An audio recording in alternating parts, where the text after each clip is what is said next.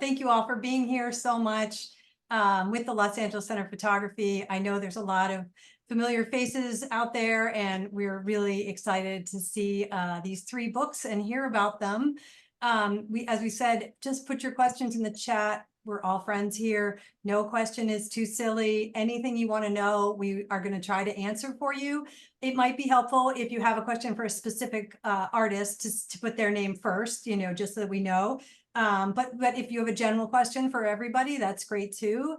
I hope we can answer everything that you want to know. And we have 3 terrific artists tonight who have made beautiful, beautiful books, and we are going to be excited to see them and to learn a little bit about the photo book making process, really. So first up is going to be Rohina Hoffman.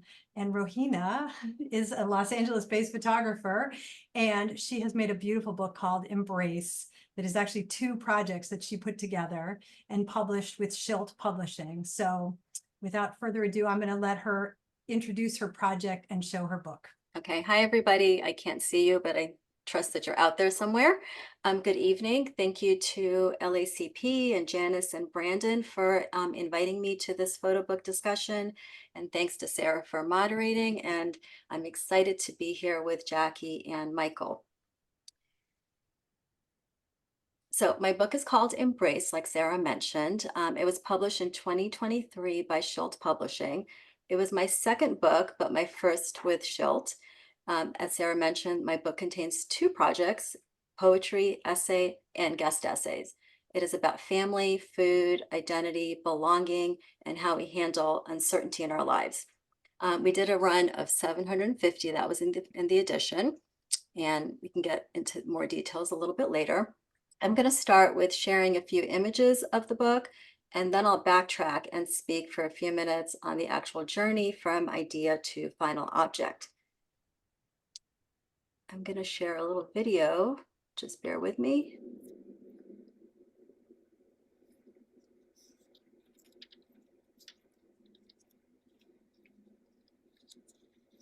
This gives you an idea of sequencing and flow and how we sort of melded 2 projects into one book.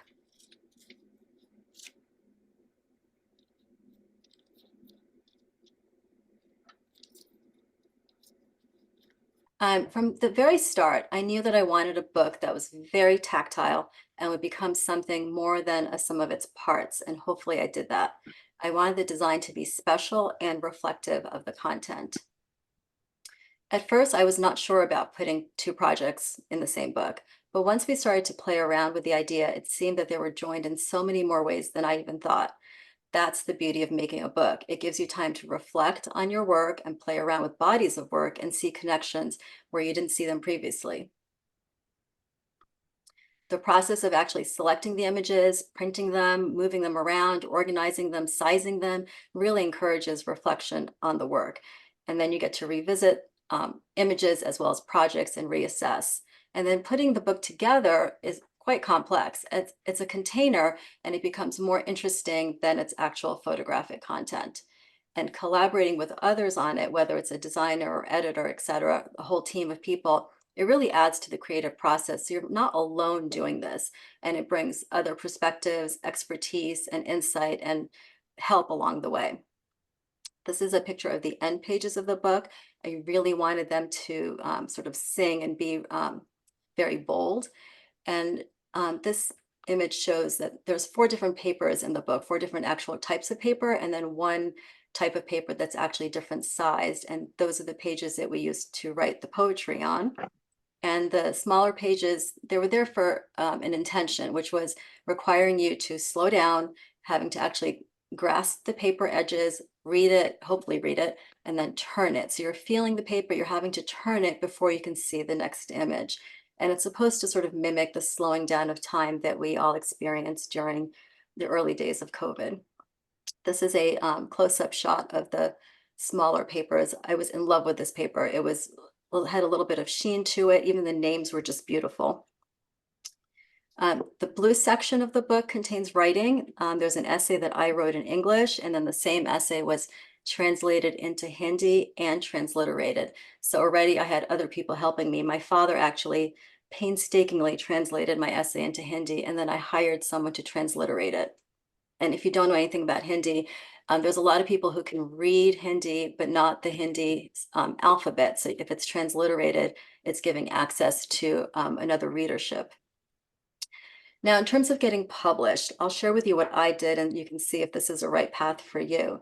The first thing I asked myself is, why did I want a book? And for me, I wanted something tangible like this to bring closure to my work. Having an exhibition or show is great, but it closes. People don't always see it. They don't always see it the way you want it to be seen. So a book actually becomes a container, and it's full of everything that you want to give, everything that you want people to see, hear, read with the work all in one place. And you get to control the order it's seen in and all the different elements of it. The other reason is I wanted to contribute to building a legacy. An exhibition opens and closes. That's the end of it. If someone can afford to buy a piece of your art, great. But a book is definitely more accessible, and it can go to lots of different places. One of the things that I was very interested in, and the reason I chose a traditional publisher, quote unquote, is because I like the idea of distribution and the book getting into many hands, not just bookstores, but I was also interested in reaching libraries and universities. I had done an earlier book in 2019 called Hair Stories with Damiani, and so I knew how important distribution was, and that was still one of my goals when I did this one.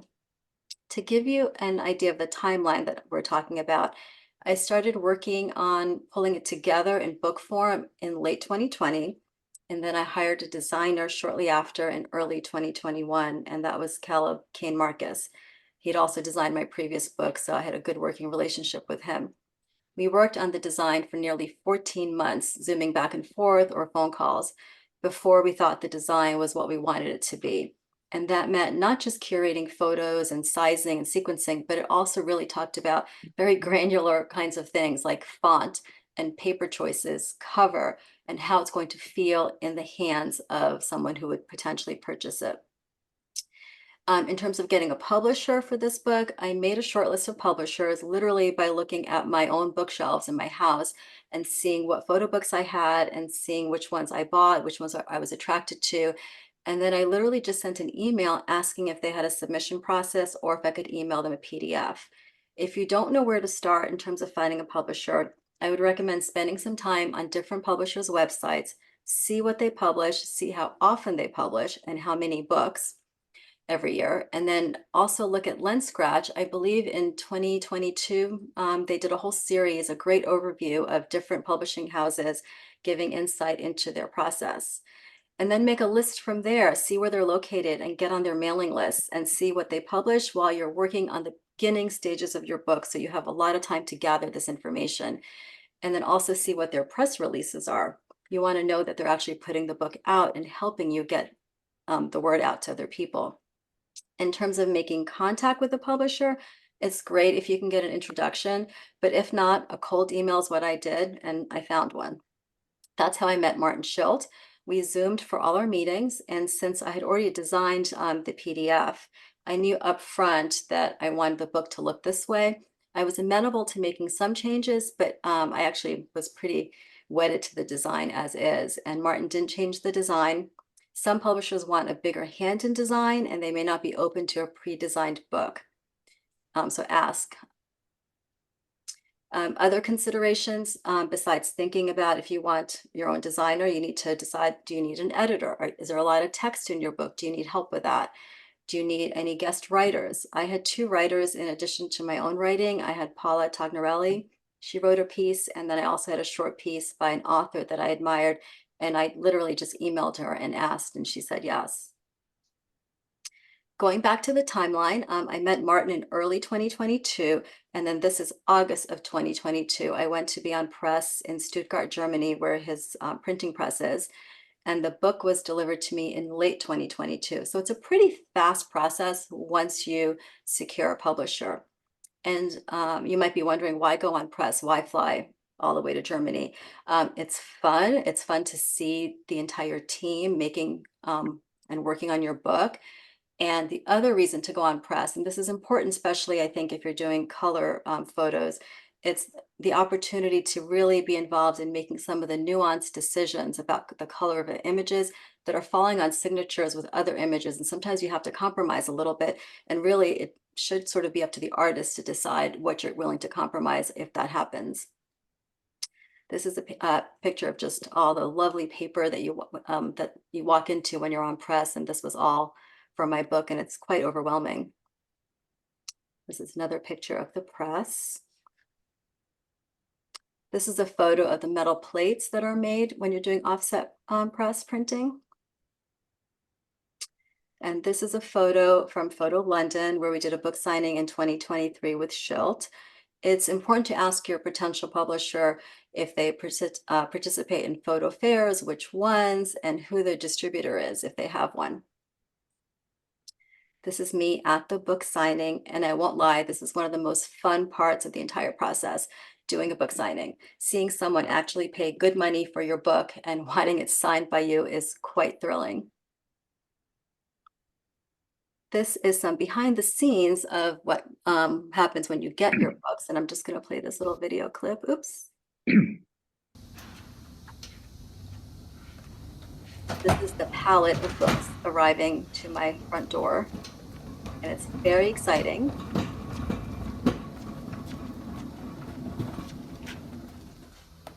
And then you realize you have to store all this stuff. Oh, it's big. And then through this process, you will become an expert packer and shipper.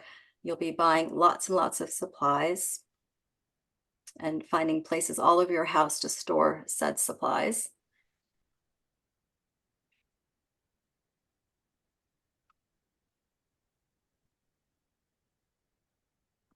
And that's all I have for you guys today. If I can help answer anything that's not covered today after this webinar is over, feel free to find me on Instagram and just feel free to send me a message. I'm happy to chat. Thank you.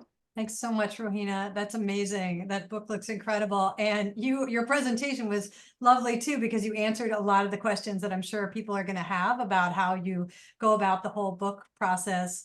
I'm just going to ask you quickly, and then we're going to move on to Michael as well. Just, how different was it from your first publisher experience, your first experience, and how much knowledge did you gain from having had a book already published to then, publishing a second book? In some ways, how am I going to answer that?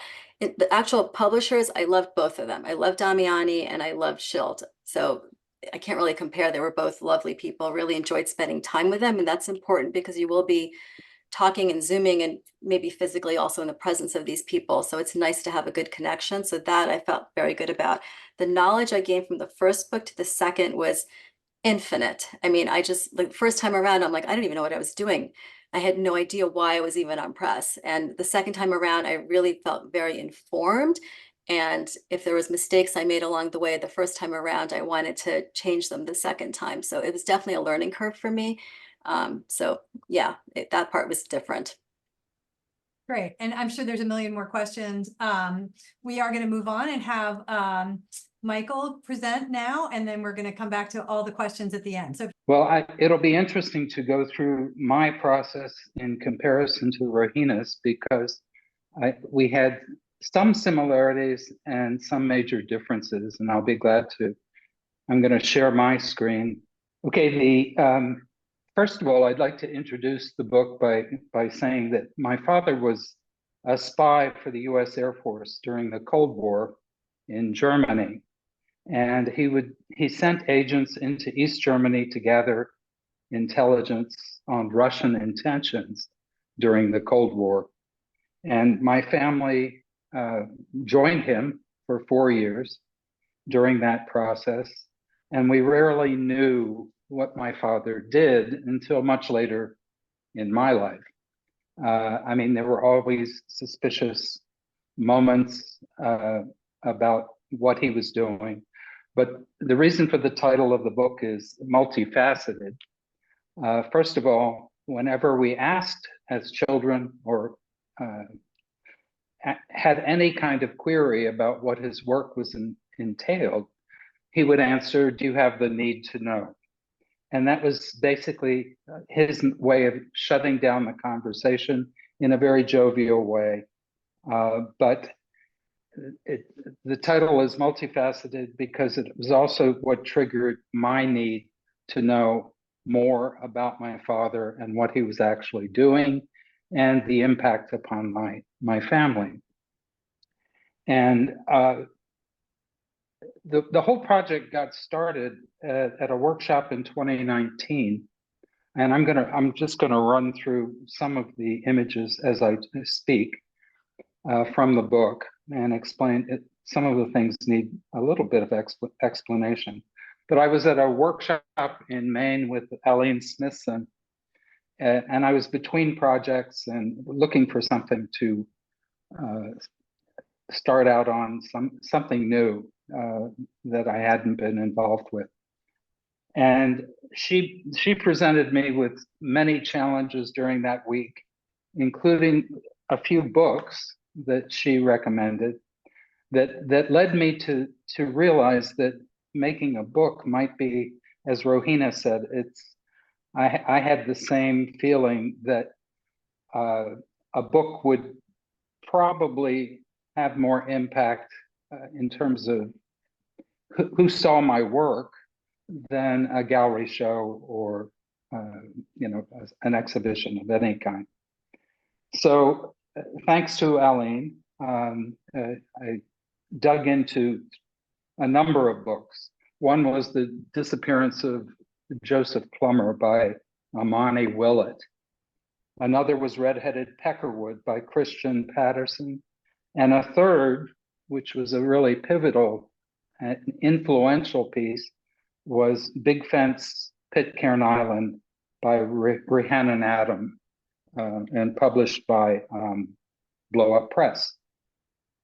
So the project was 4 years in the making, and I used family archives such as this photo that was taken by my father in the early 60s in Berlin at Checkpoint Charlie. The book employs a lot of different techniques in its design. This is a fold out of a newspaper that came out when the Berlin Wall went up. It's the East German daily that reported on the Berlin Wall. And what was really important to me in this 4 years of research, I got to Berlin 2 or 3 times and also visited some of the places I had grown up in Germany at the time. We lived very close to the East German border. So I went into East Germany for the first time because I was not allowed when I was a child to cross into the border. But all of this is, the book itself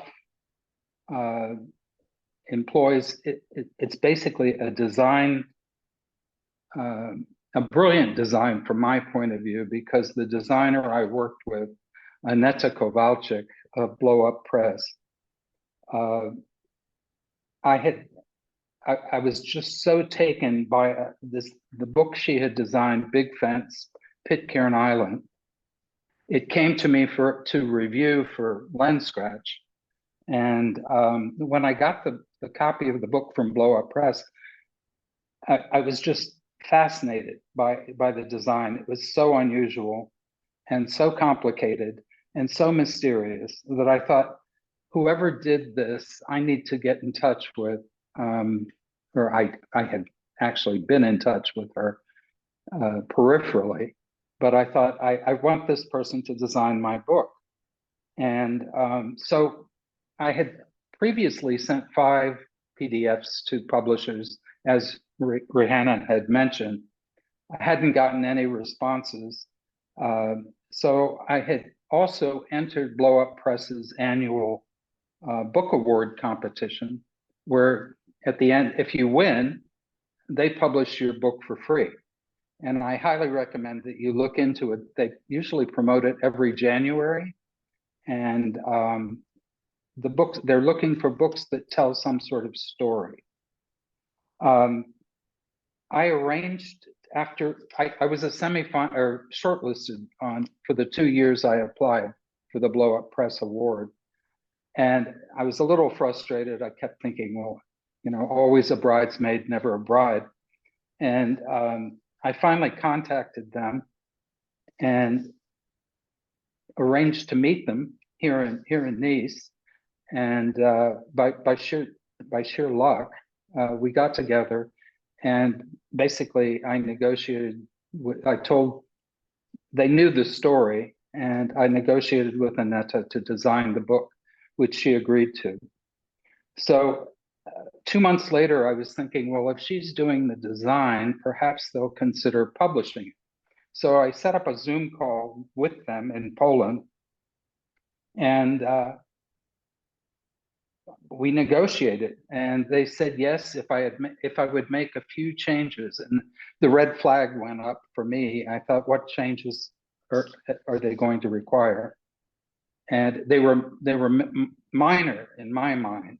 And I made the changes, and they agreed, and we signed a contract.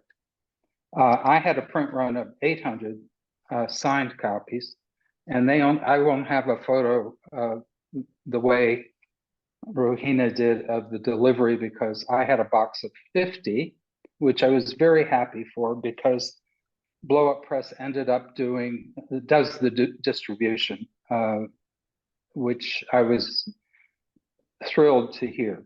So after the design process was also interesting. It was much more curtailed than Rohina mentioned. She said, I believe 14 months. We had a wonderful 2-day, basically all-day workshop together with the publisher and the designer, the three of us.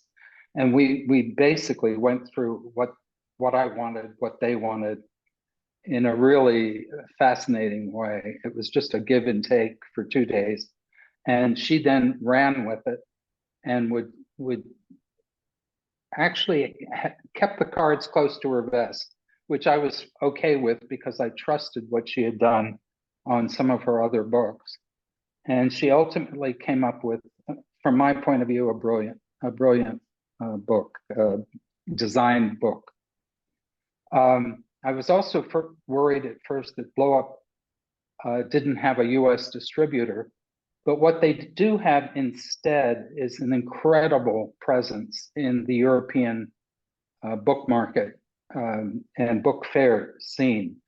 They are promoting my book all the time. It came out last October, and I think they have been to at least 20 book fairs.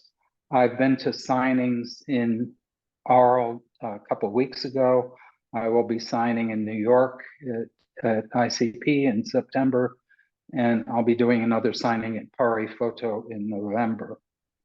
So I highly, in terms of advice, I would strongly recommend researching some of the smaller independent European publishers, such as Overlaps in England, Void in Greece, Die Nacht in Germany, XYZ Books in Portugal, Woody Books in Italy, and there are many others. They're all small shops, but quite frankly, I felt I had such a personal relationship that developed with the publisher and the designer that, I can't say enough in praise of what they've done. And also be aware of how many books you will be sent by the publisher. I did not want to do mass mailings. I did not want my house to turn into a mailing depot. And luckily, Blow Up handles all that for me. So they did give me 50 books for review copies. But the final piece of advice is just pursue any avenue and tap your network. You never know when lightning will strike. And that's basically it. Thank you, Michael. Thank you so much. That's such an interesting book. I mean, what a crazy story. I did have a question about your father, which was like, So at what point did you realize that he was really a spy, or did you kind of always know growing up? We always, let's put it this way, we suspected because, and the book does explain some of the mystery, but I wanted the book to be a mystery for the viewer as well. So you come away with it And with there's more parts questions. and there's parts in your book where you have to cut open. I saw on your website that you have to like actually cut open things and go into things. I mean, it's really fantastic. Yeah, there are some secret codes that are actual codes that my father hit in his handwriting that he had taken that I found in the family archives. So yeah, and the design is very clever in that they're hidden, and the viewer has to stumble across them. So Great, it's fantastic. And I just want to say, Tiffany from Overlaps Books will be at Exposure for anybody who's thinking of doing exposure. oh, that's Overlaps right. will be there, and we'll certainly, XYZ Books was there last year. And hopefully we'll invite them all again. So we are trying to find more European publishers for exposure. Thank you, Michael. I think we're going to move on to Jackie. If you have questions for Michael, please put them in the chat, and we will answer all your questions at the end. Wonderful. So Jackie is here, and her book is The Little Red Purse. Did I get that right? And she is going to tell us all about this incredible book. Yeah. Hello, can you see me? Yep, Okay, good. all good. So it's called The Red Purse. Oh, the red purse. Sorry, not little. It's That's probably okay. big red purse. It's That's right okay. there behind you, I It is should say. little. It is Mhm. behind me. Okay. First of all, I want to thank LACP for hosting this event. And it's interesting, as I was preparing for the event, it reminded me of how many of my resources actually came through LACP. Aline Smithson, Jennifer McClure, Jason Langer, Elizabeth Avedon, Joanne Dugan, and there are probably more. So thank you. And I'm excited here to talk books and share with friends on the panel as well as friends in the audience. So I'm going to start off, tell you a little bit about the book. It was published by Daylight, and unlike Rohina, this was my first book. So I'll be sharing a lot of my learns and sharing my journey. So The Red Purse is a story, and it's my story of grief and desire. It's an early grief is a liminal time. You're not who you were, and you have not yet become who you will be.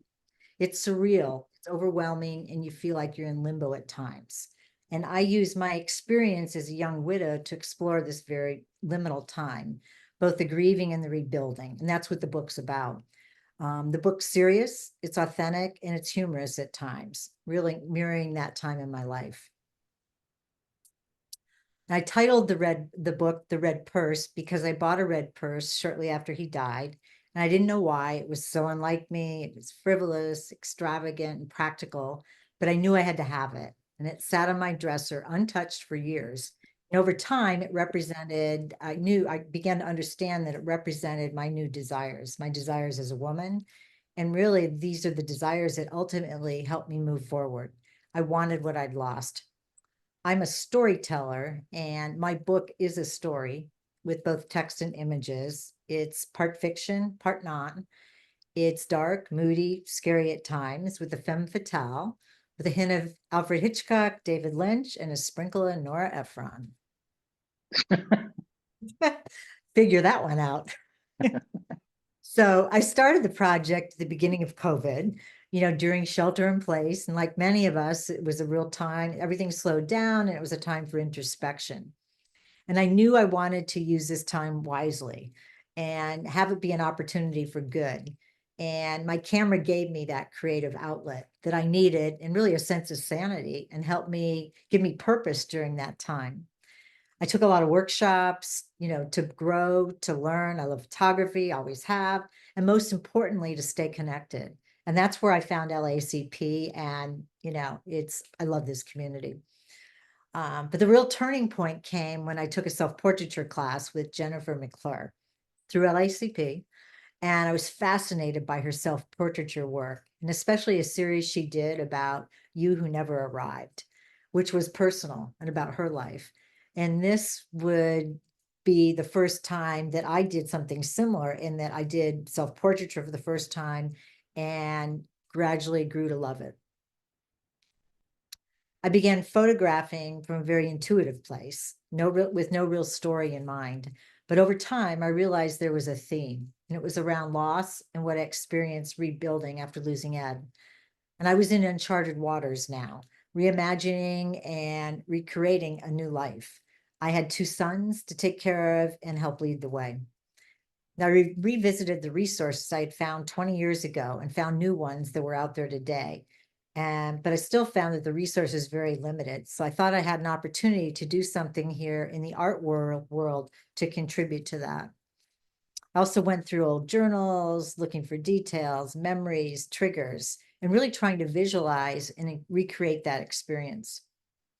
My project's personal and private. I have 2 sons, they're older now. And I definitely vetted everything through them, and it was really, really important that it be okay with them. And as it turned out, it is, and it worked out really well and created a lot of new conversations.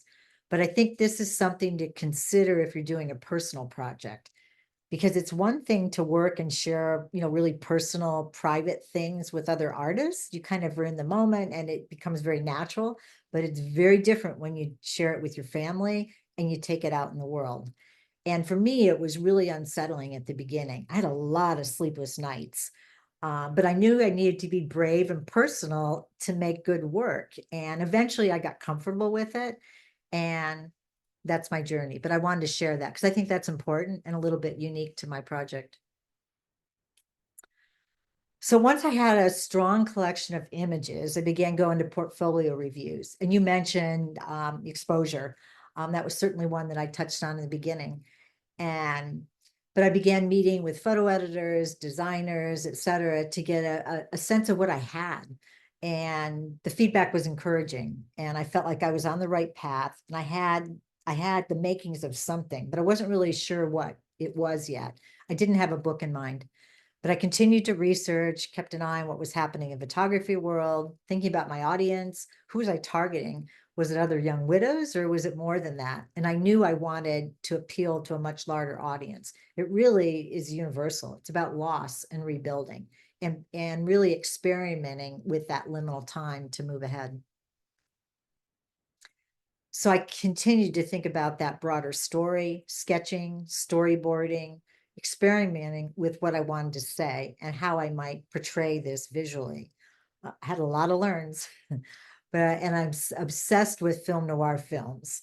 So I looked to many of them for inspiration. And that's really where I got a lot of I think my visual cues was really helpful. Then I went to a Photo Alliance review in San Francisco. And at this point, I had probably 20 really strong images. And I felt like it was time to seek out publishers. And there were a couple there, but it was the first time I connected with Daylight. And I was fortunate because Michael was touched by my story, felt it was unique, and he wanted to stay in touch. So I was jazzed.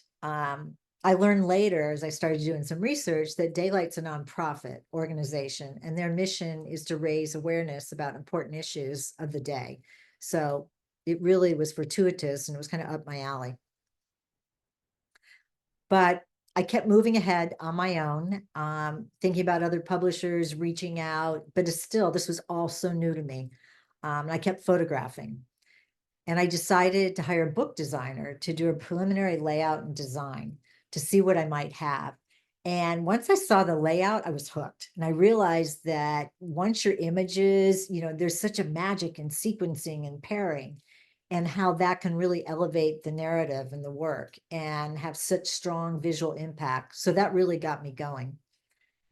And then at that point, I really felt like I had a book and I had a story, and I was determined to find a publisher. I knew I had Daylight kind of in the back, but I wasn't sure, that was going to be final. And I also wasn't sure that they were the right one. But I did eventually end up committing with Daylight early in the process. A few months later, they came back and they asked if I was still interested in moving ahead, and sent me a proposal. And quite honestly, I didn't even know what to look for. I didn't know where to start. I didn't know what the language meant. So I started reaching out to other people I knew had published with them, which was incredibly helpful. And it was generally favorable. So I felt pretty positive, and I have copies of a lot of their books, and I felt that the quality was there. But I learned later that I should have drilled down a lot more about the distribution and some other areas, which quite honestly, at the time, I had no idea. So unlike Rohina, I think going through this, a couple rounds, I would probably do it a little bit differently the next round, but that was my experience. Their proposal and their model includes a book designer, an editor, a PR person, the actual printing and distribution. I put distribution in quotes because that can mean a lot of things. I won't go into details about the numbers, but suffice it to say, you don't do it for the money. You do it to curate your story, to get it out into the world, use it as a calling card for shows and talks, and it becomes part of your artistic legacy. And I really thought about that people really don't look, we're never going to look at your hard drive, not to be morbid, but if we're not here, or even today, they're not looking at your hard drive, but they will look at a book. That's permanent. So it's much more substantive and much more real. And it's a way to reach a broader audience. It's also, I think Rohina mentioned this, but it's a way to control the experience and present your images the way you want to present them. I really think of it as more of a permanent installation. So I began working with Ursula, their designer, sharing my vision, and felt an immediate connection. Center, A's and B's, selects, ones I wanted in the book, ones I wasn't sure about, and we started. And we went back and forth for probably, I don't know, 4 or 5 months. First, kind of the general layout, and then into more sequencing and final sequencing, and then eventually into the wet prints to see how the images would look, in a book. My book has a lot of dark reds and blacks, so that can be tricky. So that was a really important part of it. And also with their model, you don't go on to press. The book is printed in Turkey. You don't go on to press, but these wet prints go back and forth. So they felt it was fine, no need for it. I was a little disappointed because I saw everybody's pictures of people at press and it looked like fun. Anyway, but as it turned out, there weren't any surprises, and I got really what I saw. And Ursula was great to work with. She was very open-minded. She listened to me. I valued the partnership. And I think that's important. You have to have trust with that person, whoever the designer is, and know that they're kind of the book expert. That's their lane, and you're the content expert. And, you can both, have really good dialogue, but you can definitely elevate the story with, from both aspects. So we talked a lot about size and how I wanted to make people feel. And I knew I wanted it to be smaller, more intimate, and I had to have the red silk cover, just like the purse. You can see the purse in the background. She also came up with a great recommendation and suggested that I make the book feel like a movie, and because it has such a cinematic quality, which I loved. And so we headed off in that direction. You can see this layout here. She creates this kind of sense of mimicking a film strip and the movement. But I kept photographing. That was the other thing. I kind of delayed the start. So my process was about 2 years, but the actual work didn't start for 6, 7 months. So it really was probably similar to the others. But I wanted that time because I was still photographing. I was still filling in the gaps. I wanted to do it right. Adding more detail shots, adding to the narrative. And I was reminded of, the power of pairings in a book and making sure I had the right material to work with. I also realized how important words were in helping to frame the story. I'm a visual person and not a writer, so this was a very new muscle for me.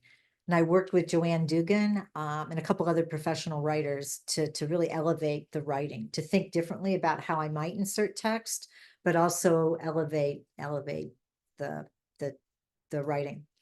I have a personal essay at the beginning to set the stage. And then I've added short vignettes throughout the body of the book to give hints, suggestions, and kind of guideposts of what I experience. And I call them my Nora Ephron moments. And here's an example. I think I have about 11 of them in the book. But then I also had to think about who I wanted to write in the book for me. who I should ask to be contributors. And I thought about, bringing in psychologists, grief experts, kind of go in that direction. But then I decided, in a way, this was my story. I was that expert. So I really felt more comfortable working with my mentors in the photo world. So I asked Jason Langer and Ann Jastrup, and they both wrote some very heartfelt essays, which I use in my afterwards. And then I was working with Eleanor Carucci and the master of self-portraiture. And we decided to do a conversation and record it. And it's really about womanhood, portraiture, loss. It's kind of all these topics. And I recorded that and then transcribed it. And then working through it with Eleanor kind of landed on a final that's in the book. And that's actually one of my favorite parts of the book, because it really gets into what is the value of self-portraiture and a lot of female issues and, things that were unique in this experience for me. Then the book went to print, and Daylight published 1,000 books. The final size was 6 by 9. There are 116 pages and over 58 images. And when my palette arrived, I didn't take a picture. I hid. I was so afraid to open it. They were stacked at my front door, brought them inside. But all of a sudden, this was like it. This was real. I couldn't change it. And I did the same thing with test prints. And I'm kind of embarrassed to say, but it took me a while. But when I finally opened them, I was ecstatic. Quality was there. The paper felt right. The colors were right. And I love the red silk cover. But it is really scary. And I think it was Jennifer McClure said it, just be prepared. It's never going to be as good as you think. And it is scary, at least for me. So now I'm in the release phase. It came out in January. So I'm still, I'm working on marketing and promoting it. And I'm fortunate that the topic isn't really time bound. So I have time, but I have sold a lot of books. And with their model is they print 1,000 and I had 250 that I get to do whatever I want with. So they cover all the bookstores and the fairs and that kind of thing. And I'll actually be at the ICP fair with Michael in September. So I look forward to seeing you. Anyway, but I've been, scheduling order talks, social media has been key, and Janice McGavin has been wonderful. Thank you, Janice. But ultimately, I think at the end of this it's been truly a labor of love. And, I've learned that arts can be so healing. So here's information about ordering the book. I think you guys already included it, but thank you. And I'm happy to answer any questions. I'm struck by how all three of you, the stories are so personal. They're really about your life and they're really from a heartfelt place. And I feel like that makes the book just that much more exciting and direct to your audience. I did have a quick question for you, Jackie, and then we'll go into the chat, which was, you mentioned that you used a designer early on, and do you want to share who that was or not?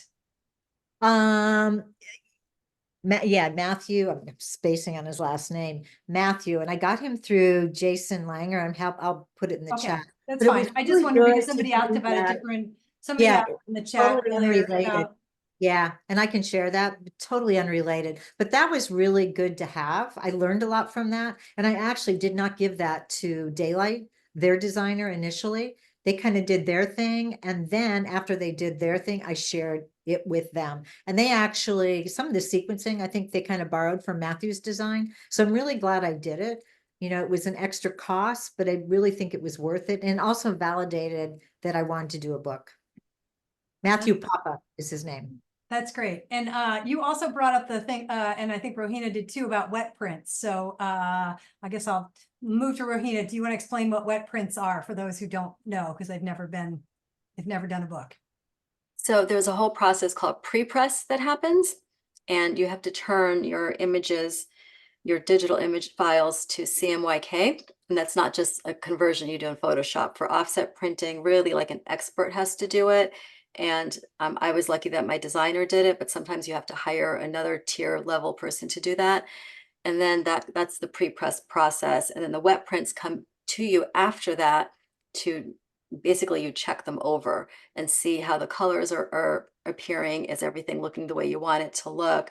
And that's like key, especially if you're not going on press. That's your chance to make changes, adjustments, color.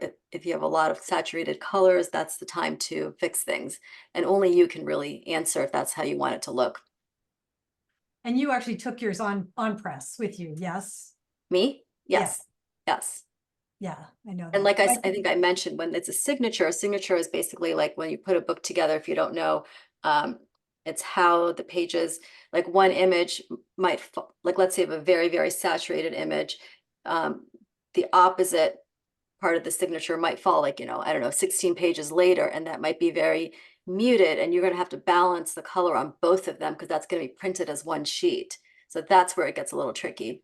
If you're We're very, basically talking about, so when you bind a book, it's got 2 pages, but they're, it's page 2 and page 50 or whatever. Right. And you're saying yes, they're But they're printed on printed the same together. sheet of paper. In order to save cost, basically they print them as one and then it's bound. So Yeah. And I think typically they come in some kind of, like I had signatures of 16. I don't know if that's like a normal thing. I think it's 8, 16 and something. So you can't control necessarily where those things fall until the end. And then you see, oh, I might have to make a change in some of the colors or something. Something has to get compromised, maybe.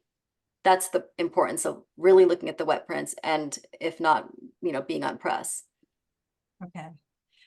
So I'm going to go to the chat, and Eileen Smithson is here, who you've heard is instrumental in helping these people bring their process, and with LACP teaches a variety of classes and is a mentor to many.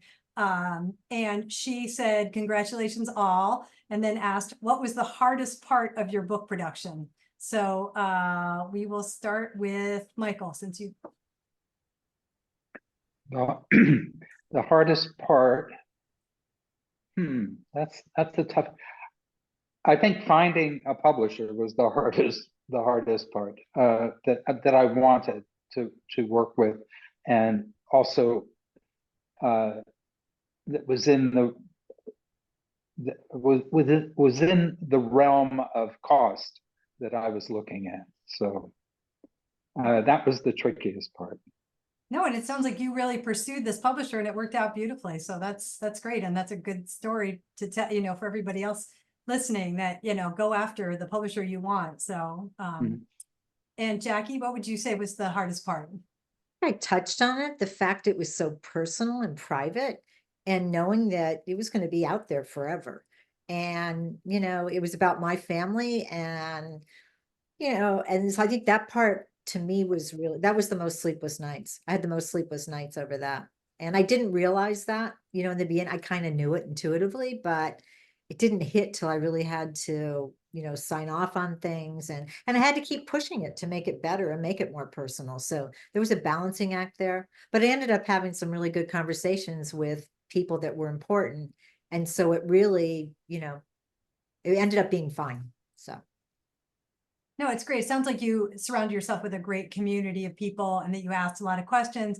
And one thing you touched on, which is simply, if you're interested in doing a book, to talk to other people who have done books and to ask them their experiences, certain publishers and, who they've worked with. And Rohina, what would you say was the hardest part? Sort of what Jackie said. It was, for me, the text was really the hardest part. Both of my books were heavy text books, like they're just a lot of writing, and things that I never considered was, is there a font that you like? What kind of typology you're going to use? And then when you just put text in a book, the spacing, the justification, like all of that stuff becomes a design element. And it was like a lot for my brain to handle because I don't have any training in that. And so it's not just writing text. And then the actual content of the text, it's not up for grabs on the interpretation. I wrote a very personal essay for both of my books, and it was text. You can read it and it's personal, and there's no like interpretation, right? It is what it is. So I had to be sort of okay with certain family members being okay with me telling my version of things. And when it's in writing, in black writing, oh boy, it's a little like a gulp in your throat about that. So the complications of the text and then the content of the text sometimes, I think that was the hardest part for both books. Right, I can understand. Somebody asks, somebody talk about self-publishing. So I don't know if any of you feel like you considered it or you have knowledge about self-publishing that you want to talk about. I did it for my third book that came out this year. I hardly call it a book. It's a postcard book, but it's a book. And I went a completely different route because I had a very small idea, like where I wanted to go was in my mind very regional and very small. It's a postcard book about Providence, Rhode Island. And so I didn't feel like I needed this whole production. So I had my friend and lovely designer, Sally Ann Field. Hi, Sally. Helped me design the book. She did a fabulous job. And I got to control really where it was going. I did an edition of 100. I knew which stores, it was for retail. There was stores that I wanted to go to and a few libraries in Rhode Island. And I literally would make these trips out there and then physically visit these places, talk to them, and then they got my book into these various places. But it was a very sort of, I didn't have this idea that I needs to be in every collection or library or museum. It was a much smaller production. And I have to say, I kind of enjoyed it. And it's small, it's not a big palette of things, it's 100. I think I'm sold out of it. I mean, it's really, it felt good. And who did you publish it with? I mean, how did you actually get it published? I had it printed by Leap London. So when I went to Photo London, I'm going to make this story very short, although it's an interesting story. I had to try to find out who does postcard books, and it's not as easy as you think. It's actually kind of complicated.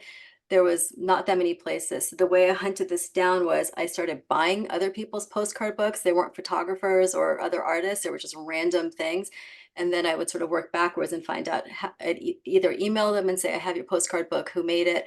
And then I happened to find this printer in London called Leap London that had done one that I liked. And I actually met them on a street corner in London, and we exchanged materials. And then I brought them back to LA and really loved them and worked with them. And they were really easy to work with. And I did not go on press or anything for this. Sounds great. Well, good. I hope that answered whoever had the Nadine's question. So Kevin asked about the designer's name, and I remember this was while Rohina was talking, and it's Caleb Kane Marcus. Sorry, I just said it wrong. Caleb Kane Marcus, who may be here tonight and who also teaches at LACP. And he actually also designed my book, and he's wonderful and lovely to work with. So somebody said, besides the designer, did you participate financially in the production of the book, and were the writers paid up front? I kind of said before we weren't going to talk about numbers too much. I think that each publisher is different. But I think, did you pay your writers is an interesting question. And yeah, I mean, just, you know, or did you just ask them? They were friends, or does anybody want to jump in? I'll jump in.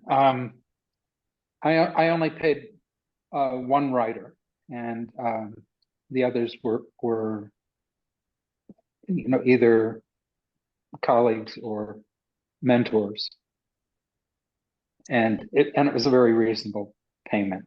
You know, it was not excessive. So we didn't talk about, did any of you do a Kickstarter or pre-sales or sell prints along with your book? I did not do a Kickstarter. I offered prints, but that didn't really go anywhere. So I don't know, you know, I have it on my website, so that didn't help. I don't know. I thought about the Kickstarter, but I did do pre-sales and I sold a lot that way. So by the time I got the book, I had already sold a lot. So, but I did not do a Kickstarter. I didn't do Kickstarters either. Did you guys? I didn't do a Kickstarter, but Blow Up had a pre-sale period for almost 3 months, and a lot of books were sold during that period. What was I gonna ask? So Rohina, were you saying you didn't do a Kickstarter, but you did some pre-sales? Yeah, I did some pre-orders, didn't do a Kickstarter. I was honestly very scared of the Kickstarter process. I looked into it and I was just like, there's books written on how to do a Kickstarter. And I'm just like, okay, I can't wrap my hand around. And like, I'm a rule follower. There were so many rules. I was like, okay, this is way too much for me. And you have to have a lot of followers or people who are going to do the Kickstarter. And I wasn't confident I had any. But let me ask you, all of you, did you start sort of amassing a mailing list, or did you already have a pretty big mailing list by the time your book was published? I started pulling one together. I had, you know, I was pulling from everywhere, but it was really helpful to do that. But in hindsight, and actually for future, I have that. I keep building at it. I'm much better at it, but that was really important to have that. And also the social part is really important. And I worked a lot with Janice. Janice was super helpful and really helpful, you know, with stories and, you know, energizing it. And, you know, but all of that was huge. Yeah, Janice is. I also Mhm. I also worked with Janice, and she's an amazing creative. I can put it that way. No, really, she's so talented and helped me immensely with social media. Um, you know, and I had a list also that I've been building a list over the years, so it was very helpful to have that. Somebody asked, what were the mistakes you made the first time around that you avoided the second time? I guess that's for Rohina. Let's see, how do I put, I mean, they weren't like big mistakes per se. It was more that my own growth in the process changed from 2019 to 2023. So I just knew more. I wanted more. I think if there was two things I could change, you know, now I look at my first book and I'm like, oh, there's so many other things I could have done, you know, but it is what it is. I didn't know how to push the envelope back then. I was just happy that someone wanted to publish my book. But now I feel like maybe I'm a teensy bit more confident in what I want to do. And maybe I would push the envelope and take more risks in the design even. And then the second thing, which is not a mistake, it's a lack of knowledge on my part. So I think I mentioned how distribution was really important to me. So Damiani had a big distributor in North America, and then Schultz has a big distributor, Ingram, which is what a lot of people have switched from DAP to Ingram now. And I was very happy with that. The mistake that I made with Damiani was, so I had lined up a show to happen at the time of my book release, which is kind of important. It's nice to have a show that can also, you can use it for sales, but it also shows the work. And my show was happening at Brown University. And Damiani gave me hundreds of books because the idea, and they knew the show was happening, the idea was I was going to be selling these books at Brown, and they'd be my copies. And when it turned out was Brown could not buy them from me. They had to buy them through their distributor. They were not allowed to buy them from me. So I sold lots of books at that opening. I mean, because it was a reunion year for me. I had all these friends coming. I mean, it was awesome, but I didn't personally make a dime on them.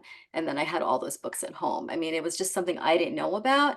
So yes, it's great to have distribution because it gets to places. However, then there's some places that you're limited to sell to. You can't just independently sell. So. Right. People asked, and you guys sort of answered this, but how closely did you work with your designer and publisher? Did they look at all of your images, or did you make a selection that they chose from? Like sort of, you know, I guess percentage wise, like how many images did you present to them, and how of that, like how much, you know, did you get? And I guess we'll just sort of, Michael, if you want to answer that first. Yeah, what I did was, it was actually kind of fun. I mentioned that 2-day design intensive, if you will. I went to Warsaw and it was snowing and it was perfect, the atmosphere. And I had 200 images with me, and we had kind of a card game where they asked me to go through all 200 and prioritize the images in terms of my emotion about the images. It was kind of an interesting exercise, Right. and it ended up turning up some surprises in terms of the design and some of the images that landed in the book. Jackie?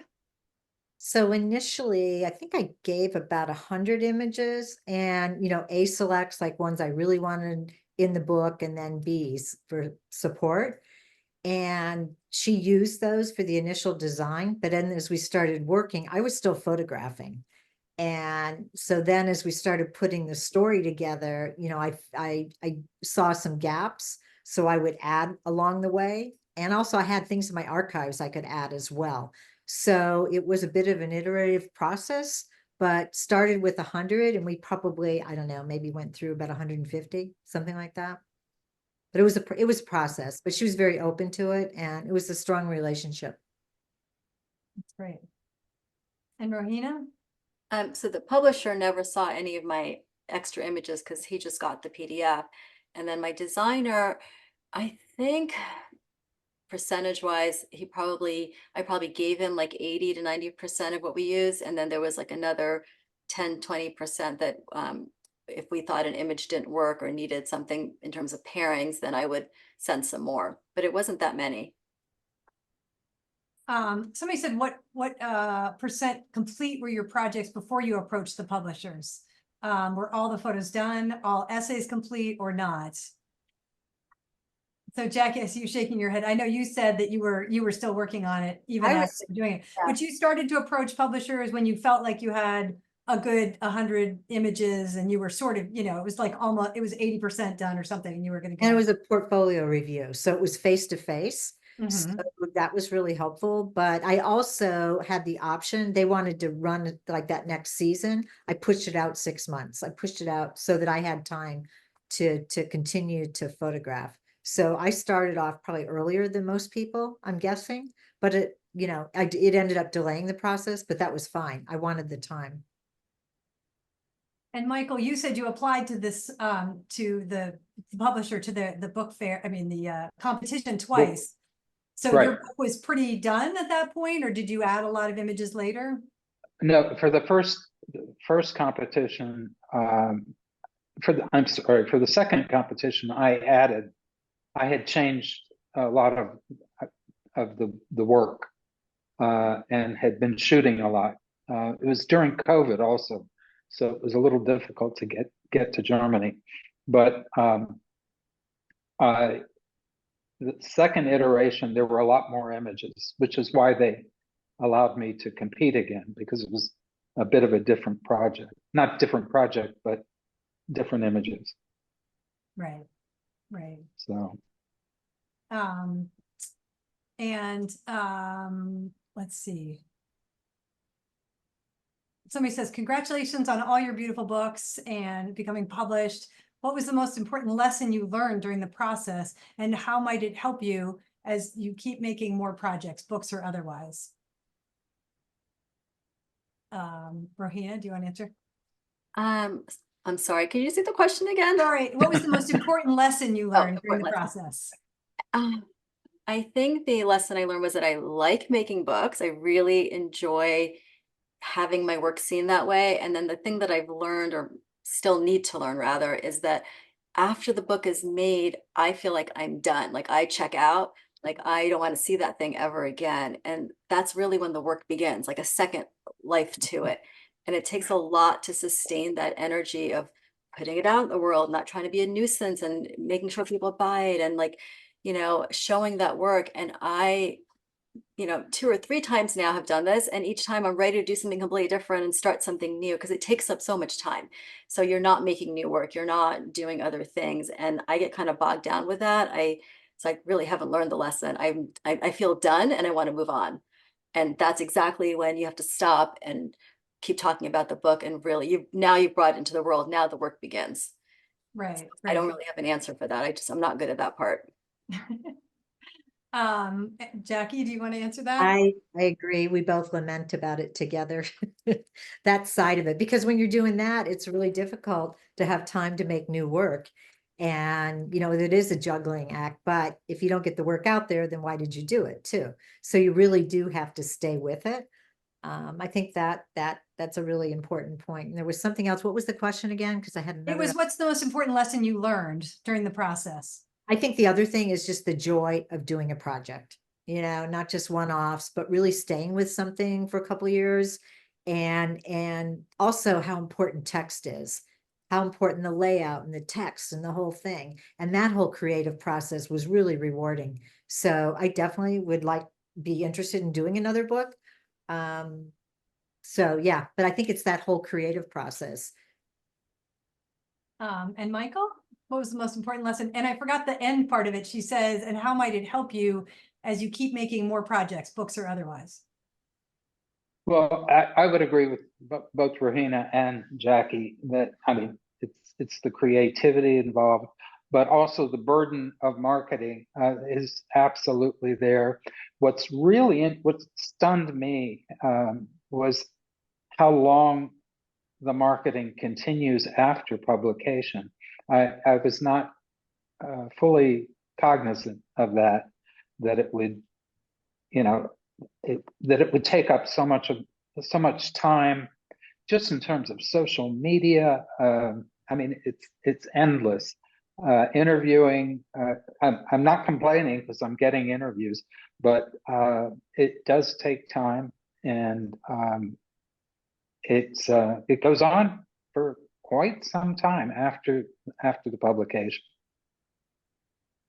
And Rohina, we have a question for you, which says, did you have a poetry editor for your poems? How do the poems and images work together? Were the images created first or the poems first?